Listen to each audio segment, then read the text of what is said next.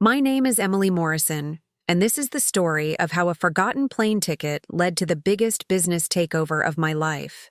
3 weeks can change everything. When my family left me standing alone at JFK Airport after I'd paid $36,000 for their European vacation, they thought they were teaching me my place. What they actually did was hand me the keys to their empire. They just didn't know it yet. When they returned, tanned and laughing to launch their $50 million property development, they found me in the VIP section with a mysterious stranger. The moment they publicly declared I wasn't real family and had no inheritance rights in front of 200 guests was the moment they sealed their fate.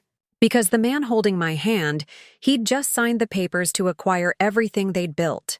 Before we dive into this story, please take a moment to like and subscribe, but only if you truly enjoy stories about dignity winning over entitlement. I'm curious, where are you watching from? Drop your city and local time in the comments below. I love seeing how far these stories travel. Now, let me take you back to that morning at JFK Airport when I thought I was about to have the family vacation of my dreams. The morning of June 15th started like a dream. I'd been up since 4 a.m. double-checking everyone's passports, organizing the travel documents I'd meticulously prepared over the past 3 months. My Uber to JFK was scheduled for 6 a.m. sharp. I wanted to arrive early to handle check-in for all 5 of us. Hannah, my younger sister, had texted me at midnight asking if I could bring an extra phone charger for her. Of course I did. I always did. Standing in the check-in line at Terminal 4, I felt something I hadn't experienced in years: genuine happiness about a family event. For once, we were doing something together that wasn't about money troubles or family drama. I'd made this happen. When Mom Margaret had mentioned wanting to see Rome before she turned 65, I immediately offered to cover the entire trip. $36,000 for business class tickets, 5-star hotels, private tours. Nothing was too much for this chance at creating real family memories. "Emily, you're such a blessing," Margaret had said when I showed her the itinerary. Those words meant everything to me. After 15 years of being the adopted daughter, the outsider who happened to live under the same roof, I finally felt like I belonged. The truth is, this wasn't the first time I'd stepped up financially. Over the past decade, I'd quietly paid off the $200,000 mortgage on the family home. When Dad Williams' construction business hit rough times, I'd covered Hannah's $80,000 student loans without being asked. When Margaret needed a new car after her accident, I bought her a Mercedes SUV and pretended it was a leasing deal so she wouldn't feel embarrassed. My CFO's salary at Hartman Financial had made all of this possible, but I never kept score. Family doesn't keep receipts, right? At the check-in counter, I handed over all 5 passports to the agent. "The Morrison family," I said proudly, "we're all traveling together." Hannah appeared beside me then, her perfectly styled blonde hair catching the morning light. She looked at me with an expression I couldn't quite read. Was it amusement, pity? "Emily, can I talk to you for a second?" she said, pulling me aside while the agent processed our documents. That's when I should have known something was wrong.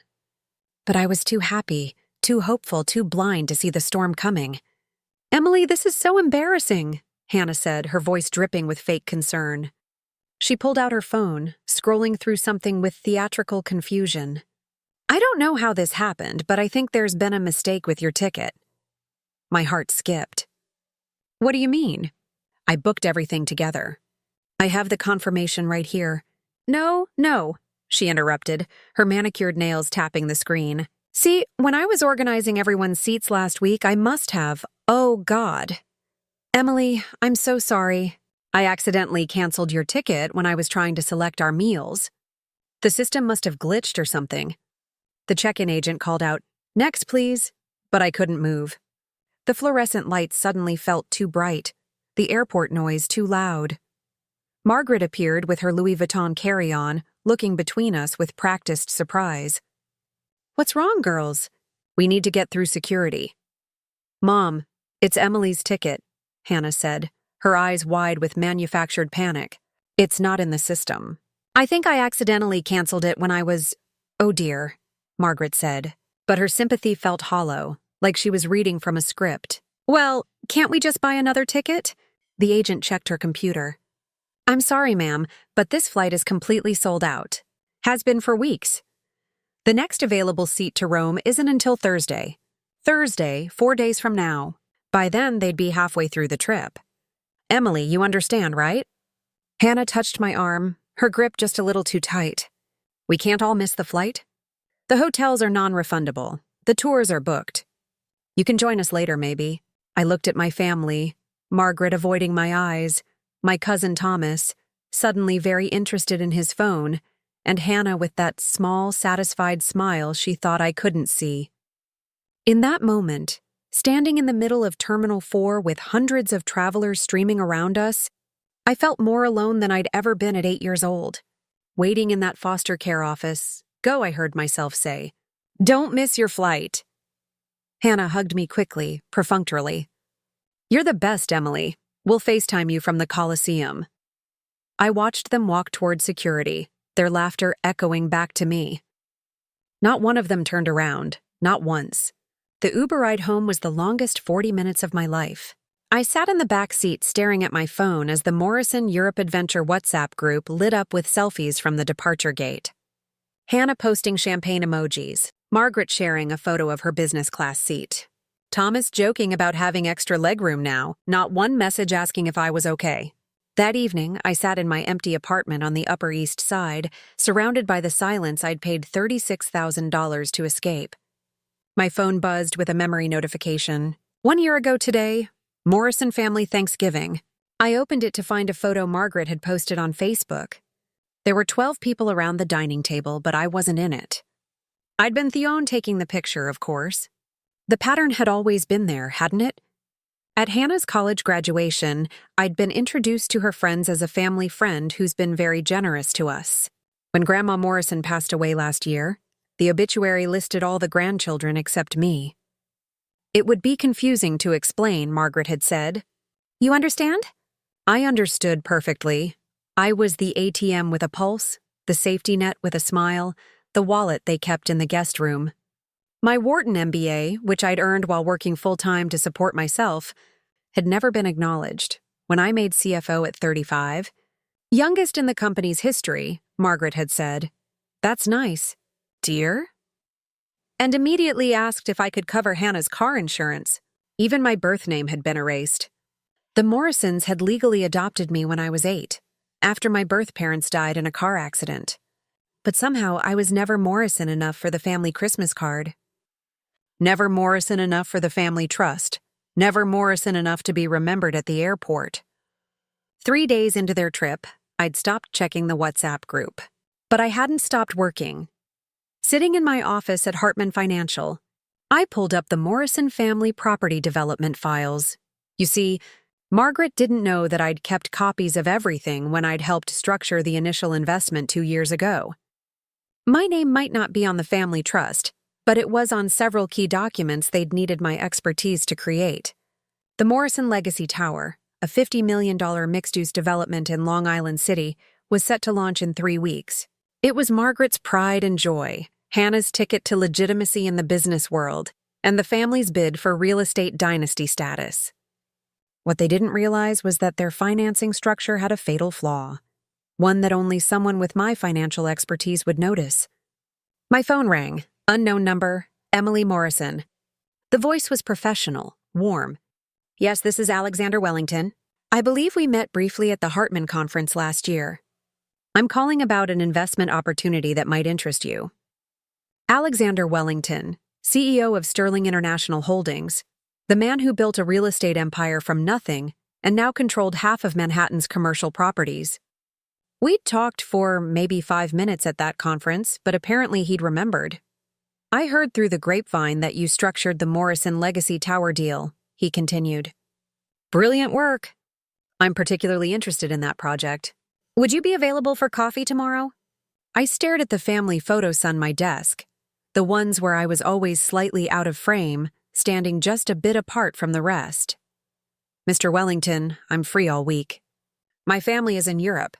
Without you, there was something in his voice, not pity, but understanding. Without me, I confirm their loss, he said simply. Tomorrow, 2 p.m., the St. Regis. If you've ever felt like an outsider in your own family, type me too in the comments below. Your stories give me strength and I read every single one. I see you. Those of you watching at 2 a.m. because you can't sleep, wondering if you'll ever be enough for people who should love you unconditionally. Also, where are you watching from? I'm curious to know if family dynamics are similar worldwide. Drop your city below. Let's build our own family right here in these comments. Now, let me tell you what happened during those 3 weeks of silence. The meeting with Alexander changed everything, though not in the way you might think. Sitting across from him at the St. Regis, I learned something that made my blood run cold. "Emily, I'll be direct," Alexander said, sliding a folder across the table. "Your family is about to lose everything. The Morrison Legacy Tower is leveraged against loans they can't possibly repay without the primary investor who's pulling out next week." I opened the folder. Inside were financial documents, emails, and one name highlighted in yellow. "Hannah Morrison, Managing Director. Your sister has been embezzling from the project," Alexander continued. "Small amounts at first, but it's accelerated nearly $2 million now. The primary investor found out yesterday. They're going public with AITA at the launch event. Unless what? Unless someone with deeper pockets steps in to cover the losses and take over the project." He leaned back, studying me. "Someone like Sterling International." My hands trembled as I read Hannah's forged signatures, the fake vendor payments, the shell companies she'd created, all while spending my money on a European vacation. "Why are you showing me this?" I asked. "Because I've watched your work for years, Emily. You're brilliant. You've also been subsidizing people who don't deserve you. I'm offering you a choice. Let them crash and burn alone. Or have paused. Or help me acquire the project legally, cleanly, and you walk away with 30% equity in Sterling International.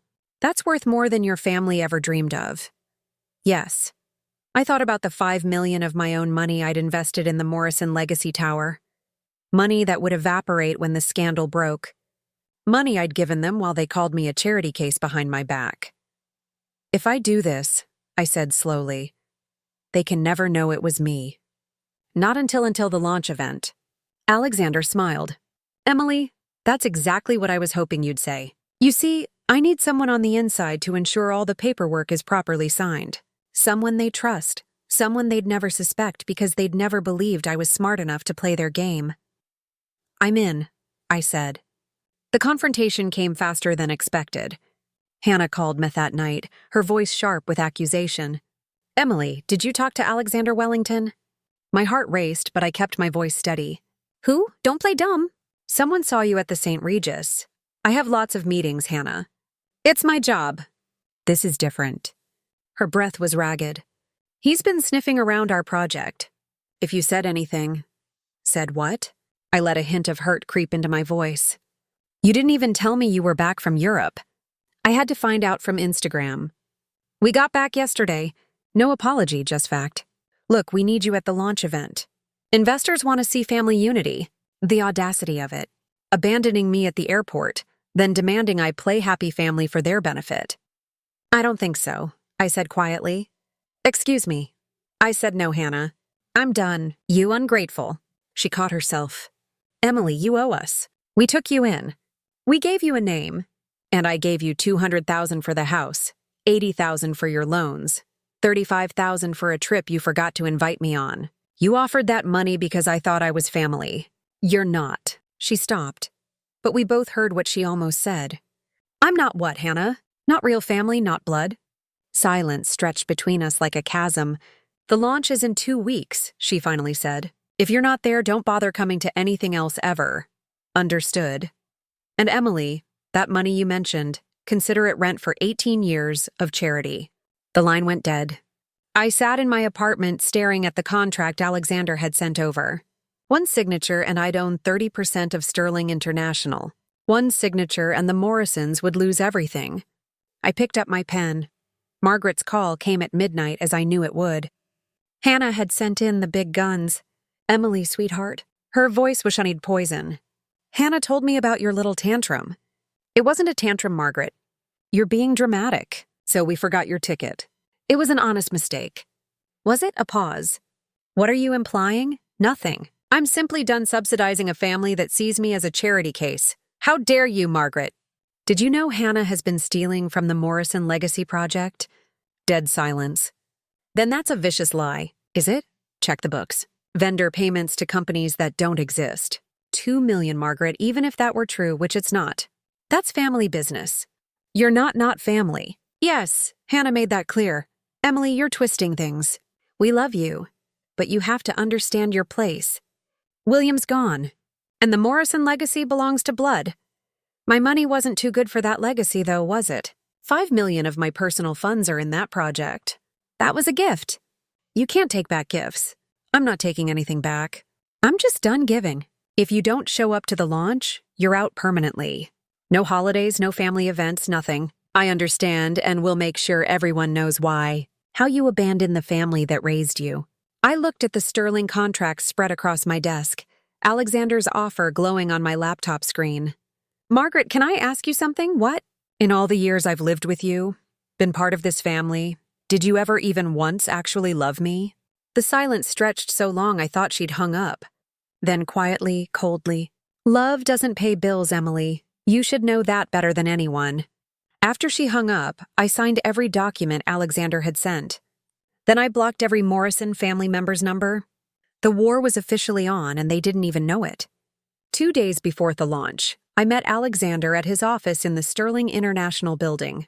Floor-to-ceiling windows overlooked Central Park, and somewhere out there, the Morrisons were scrambling to save their empire. The primary investor pulled out this morning, Alexander informed me. Your family has 48 hours to find new funding, or the project goes into default. They'll never find 20 million in 2 days. No, but Sterling International can. He slid a new document across his massive oak desk. This is the acquisition agreement. We buy the project at Thomas at value, which, given the embezzlement scandal about to break, is significantly reduced. How much? 15 million for a $50 million project. But here's the beautiful part. We announce it at their launch event. I studied the papers. They'll have to sign over everything at the event publicly. In front of every major investor in New York, Alexander's eyes gleamed. Unless they want to announce bankruptcy instead. There is one problem. They told me not to come. Oh, you're not coming as Emily Morrison, the cast-off daughter. He smiled. You're coming as my personal guest, my strategic advisor, the woman who helped structure this entire acquisition. My phone buzzed with a text from an unknown number. It was Hannah from a new phone. Emily, please, we need that 5 million back. Just for a few weeks, I'm begging you. I showed Alexander the message. He laughed, not coy, but with genuine amusement. She's begging for money she claimed was rent. The Morrisons always did have selective memory. What will you tell her? I thought about 8-year-old Miss standing in that foster care office, hoping someone would want me. Then I thought about 38-year-old me, who'd learned the difference between being wanted and being used. Nothing, I said. Silence is my answer now. The morning of the launch, I discovered something that changed the game entirely. While reviewing the final acquisition documents, I found a clause I'd written myself 2 years ago. A clause everyone had forgotten about. Hidden in subsection 47B of the original investment structure was my fail-safe.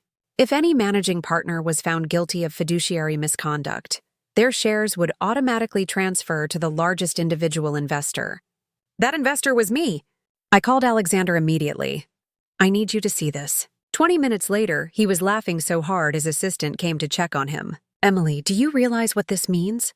That I technically already own Hannah's 40%, which makes you the majority owner. The acquisition isn't even necessary. You could take over right now. But they don't know that. No, Alexander said slowly, his smile widening. They don't. And if we play this right, they'll sign away their remaining shares, thinking they're saving themselves, when really they're signing it over to me. We spent the next hour crafting the perfect approach. The documents would be presented as Sterling's acquisition with my name buried in the subsidiary paperwork. Only after everything was signed would we reveal that Sterling's strategic advisor was actually the majority owner. One more thing, Alexander said. I want you to wear something memorable to the launch. Something that says power. I have just the dress. The one I bought for Dad William's funeral. The one Margaret said was too much for family. Perfect. Oh, and Emily, I'll be introducing you from the stage. Any preference for how? I thought about all the times I'd been introduced as an afterthought, an addendum, a footnote in the Morrison story. Just call me what I am, I said. The woman who owns the Morrison legacy. Have you ever had a moment where everything suddenly clicked into place? That aha moment when you realize you've been holding the winning card all along? Share your story below. I love reading about your victories, big or small. Whether it's standing up to a toxic boss, setting boundaries with family, or just choosing yourself for once, your courage inspires others who are still finding their voice.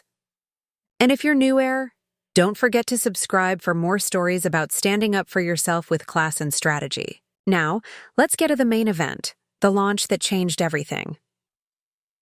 The Ritz-Carlton ballroom glittered with Manhattan's alight. 200 of New York's wealthiest investors mingled under crystal chandeliers, champagne flowing, completely unaware they were about to witness the Morrison family's public execution. I arrived 30 minutes after the event started, timing it perfectly. Alexander and I entered through the main doors just as Margaret was taking the stage for her welcome speech. She saw me immediately. How could she miss me? I wore the black Valentino dress, the one she'd called inappropriate for family events. Tonight it was perfect. Hannah's face went white. She was standing near the stage in her designer gown, but I could see the panic in her eyes. She whispered urgently to Margaret, who faltered mid-sentence. "Ladies and gentlemen," Margaret recovered, her voice slightly strained. "Welcome to the Morrison Legacy Tower launch. This project represents everything our family stands for. Integrity, tradition, and exclusivity." I almost laughed. Integrity from the woman who just told me love doesn't pay bills. Alexander guided me to the VIP section front and center. The whispers started immediately. Who was I? Why was I with Alexander Wellington? Margaret's eyes kept darting to us as she spoke about the family's vision, their commitment to excellence, their tight-knit bond. Then she did it. She actually did it. The Morrison family has always been selective about who we allow into our inner circle, Margaret said, looking directly at me. Blood ties and loyalty matter. Not everyone who passes through our lives is truly family.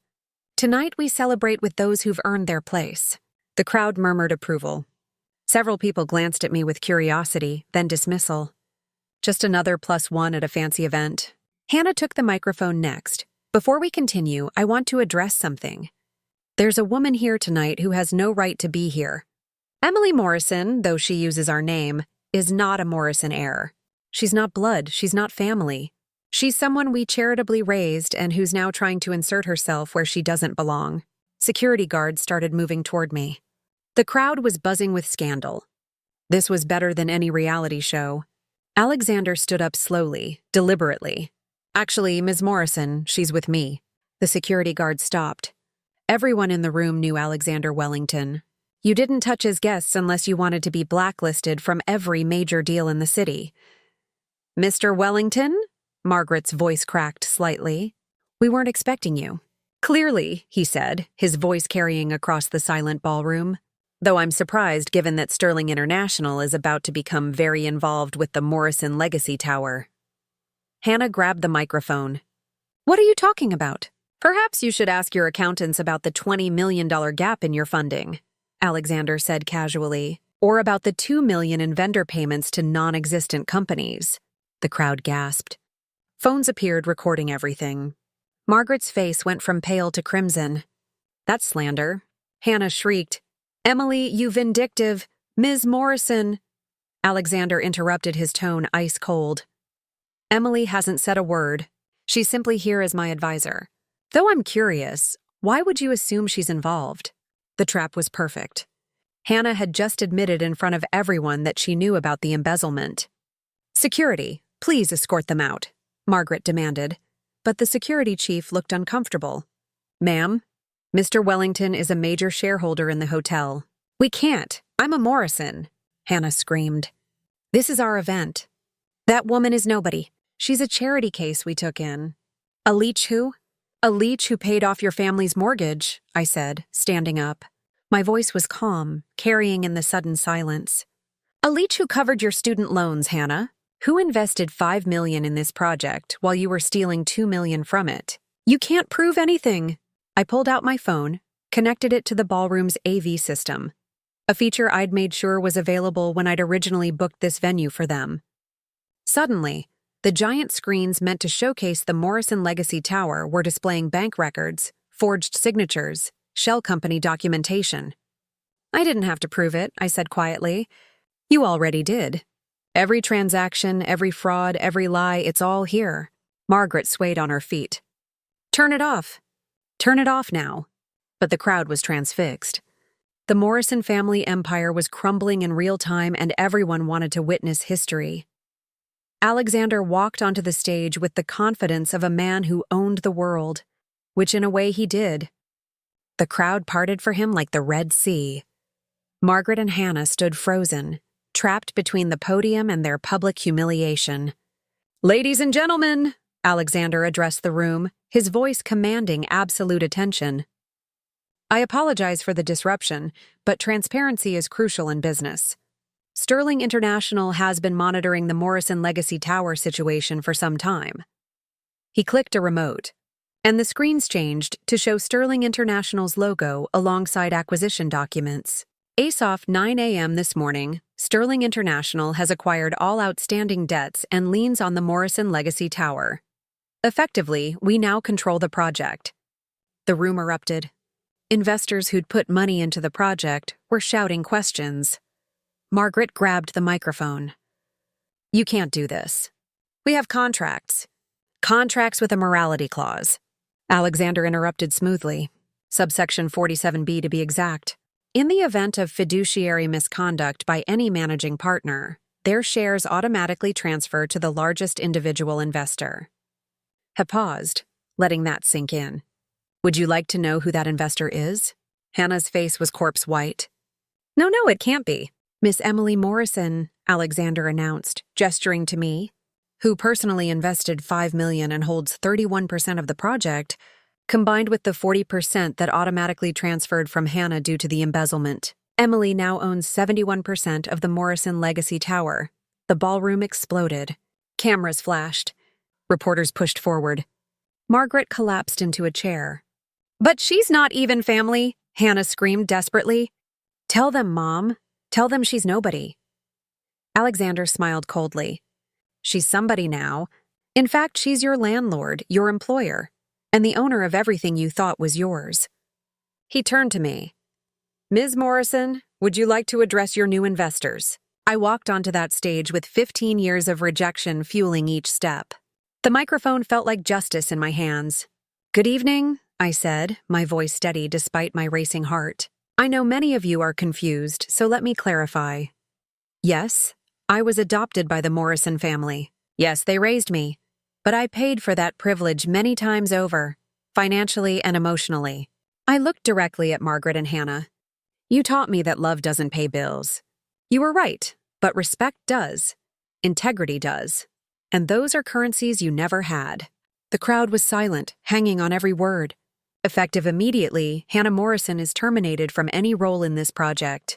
Margaret Morrison's consulting contract is void. All Morrison family members are banned from the property. You can't do this. Margaret found her voice. William would be spinning in his grave. Actually, I said quietly, Dad William would be proud. He's the one who taught me to always have a backup plan.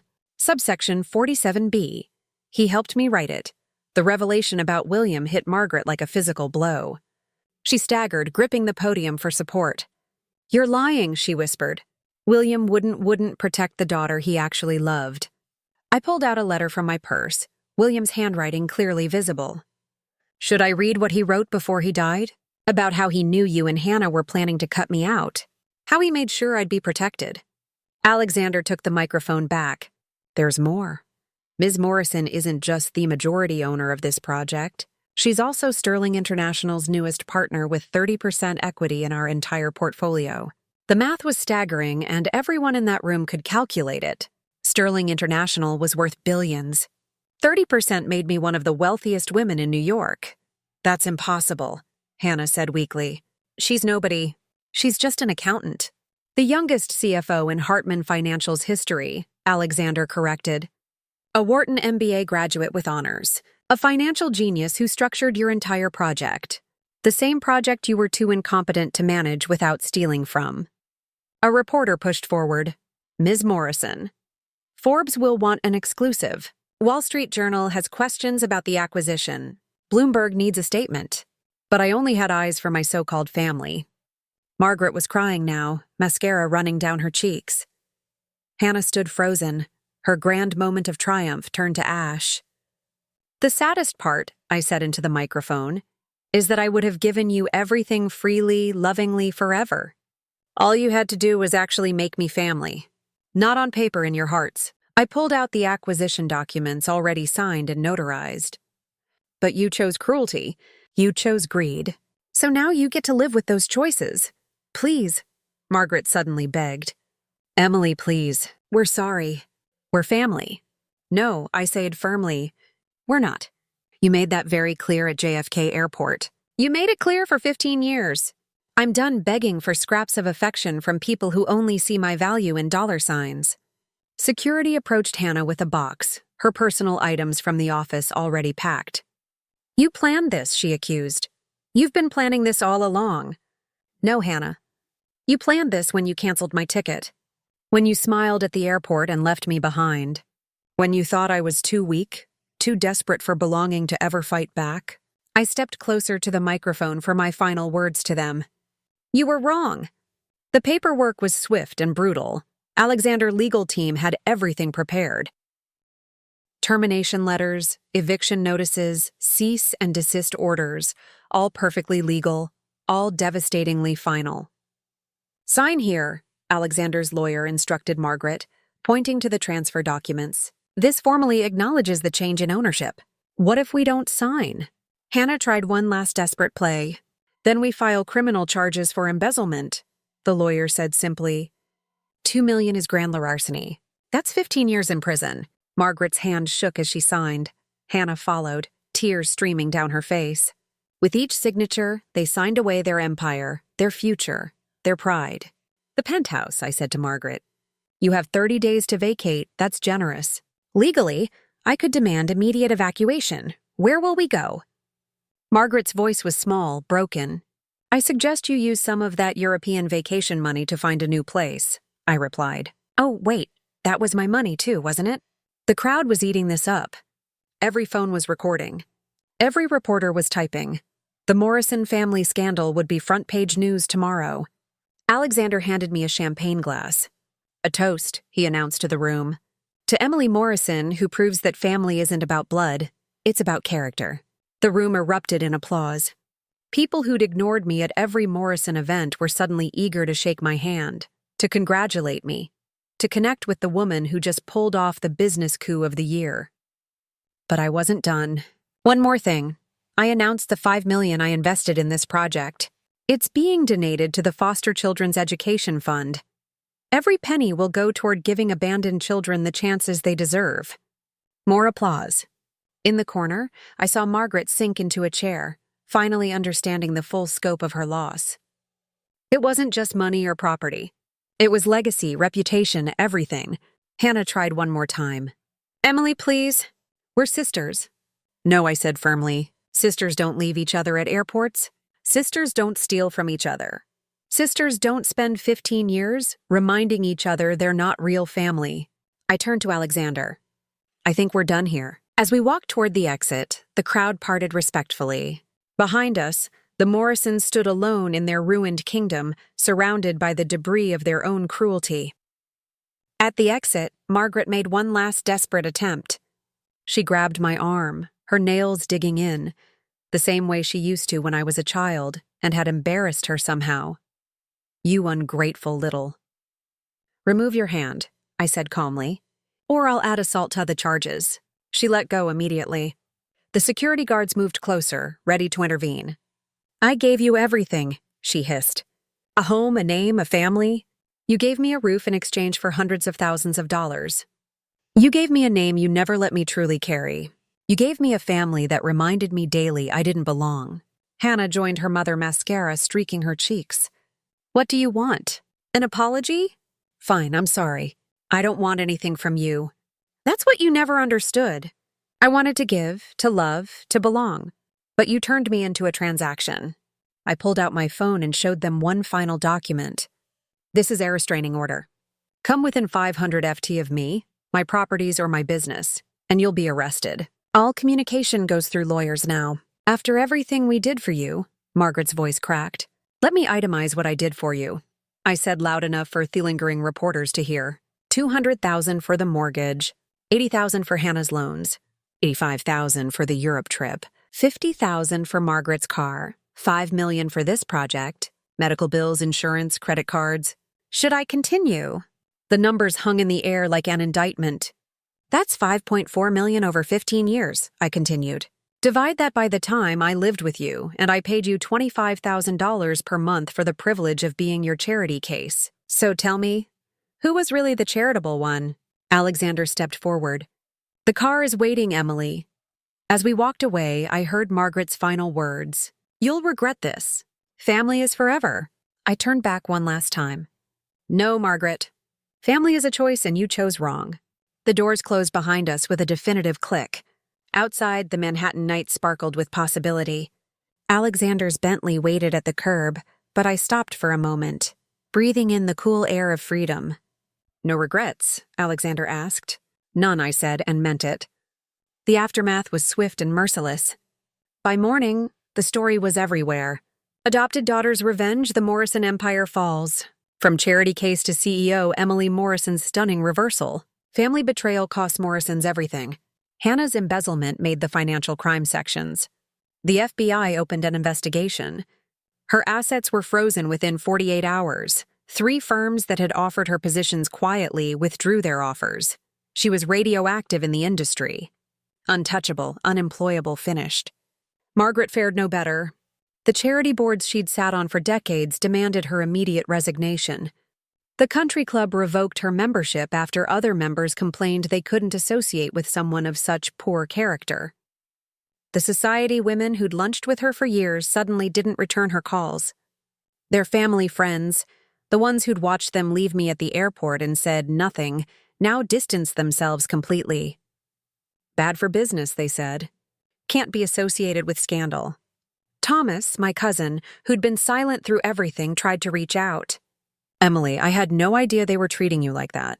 If I'd known, you knew. I cut him off. You all knew. You just didn't care until it cost you something. The Morrison Legacy Tower was renamed Sterling Plaza. I had Margaret's portrait removed from the lobby and replaced it with a photo of foster children at graduation. Kids who'd made it despite everything, like me. Within a month, Margaret and Hannah were living in a 2-bedroom apartment in Queens. Their luxury cars repossessed, their credit cards canceled. The European vacation photos they'd posted so proudly on Instagram now seemed like artifacts from another lifetime. The best part, the inheritance they'd been so desperate to keep from me, William's estate that they thought was worth millions, turned out to be mostly debt. Debt that I'd been unknowingly paying off for years. Without my money propping them up, the Morrison name meant nothing. They'd lost more than money or property. They'd lost their identity, their status, everything they'd used to make themselves feel superior to me. The media attention was relentless but useful. I gave exactly 3 interviews, Forbes, Wall Street Journal, and surprisingly a foster care advocacy podcast that reached millions of survivors like me. What would you say to foster children who feel like they'll never belong? The podcast host asked. You belong to yourself first, I answered. No one else gets to define your worth. That episode went viral. Messages poured in from adoptees, foster kids, anyone who'd ever been made to feel like an outsider in their own family. Their stories broke my heart and strengthened my resolve. Meanwhile, Hannah's legal troubles multiplied. The FBI investigation uncovered more fraud. She'd been stealing long before I'd discovered it. Investors filed civil suits. Criminal charges were formally pressed. Her lawyer, the same one who'd helped her try to cut me out of everything, dropped her as a client when she couldn't pay his retainer. Margaret tried to write a tell-all book about raising an ungrateful adopted child. No publisher would touch it. She started a GoFundMe claiming I'd stolen her family's legacy. It raised $342 before being shut down for fraud. Alexander and I had dinner one evening at the Four Seasons. Any regrets now? he asked, echoing his question from the launch night. One, I admitted. I regret waiting so long to see my own worth. William would be proud, he said quietly. I knew him, before he got sick. He talked about you constantly. His brilliant daughter who was too good for the rest of them. He never said that to me. He wrote it, though. Alexander pulled out an envelope. He gave this to me 2 years ago. Told me to give it to you when you finally broke free. Inside was a letter in William's shaky handwriting. My dearest Emily, if you're reading this, you finally learned what I always knew. You were never the charity case. They were love, Dad. I cried for the first time since the airport. Not from sadness, but from validation. I'd never thought I'd receive. 6 months later, Sterling Plaza was thriving beyond all projections. I'd restructured the entire project, bringing in minority-owned businesses as tenants, creating affordable housing units alongside the luxury condos. It was everything the Morrison had been too greedy to envision. The Foster Children's Education Fund had distributed over $2 million in scholarships. I personally mentored 5 young women who'd aged out of foster care, helping them navigate college and career paths. They called me their chosen family, and that meant more than any Morrison blood tie ever could. Hannah was sentenced to 5 years in prison, reduced to 3 with good behavior. Margaret visited her once a week, taking 3 buses from Queens to the correctional facility. The woman who'd once refused to be seen in anything less than a Mercedes now waited at bus stops in the rain. One day I received a letter from Hannah. No return address, but I recognized the handwriting. Emily, I know you'll probably throw this away, but I need you to know something. We were wrong. I was wrong. Not just about the money or the trip, but about everything. You were the only real thing in our fake family, the only one who actually loved us, and we threw it away for nothing. I'm sorry. I know it's too late, but I'm sorry. I didn't respond. Some bridges once burned should stay ash. Alexander and I became business partners in 3 more ventures. The financial media called us the power duo, reshaping New York real estate. But more importantly, we became real friends, the kind who showed up, who stayed, who saw each other's worth beyond dollar signs. The Morrison name, once synonymous with old money prestige, became a cautionary tale in business schools about how greed and cruelty can destroy even the strongest foundations. Today, 3 years after that night at JFK Airport, I stand in my office at Sterling International, looking out at the city I've helped reshape. The Morrison Legacy Tower, now Sterling Plaza, gleams in the distance, a monument not to revenge but to resilience. I've learned 3 crucial lessons about setting boundaries. First, when people show you who they are, believe them the first time. The Morrisons showed me for 15 years that I was only valuable for my money. I just refused to see it. Second, you can't buy your way into belonging. All the money I spent trying to earn their love only taught them I was willing to pay 4 crumbs of affection. Third, the best revenge isn't revenge at all. It's success that has nothing to do with them. I didn't destroy the Morrisons out of spite. I simply stopped propping them up and let gravity do its work. Margaret still lives in Queens. Hannah got out last month and works at a call center. They're surviving, which is more than they ever let me do.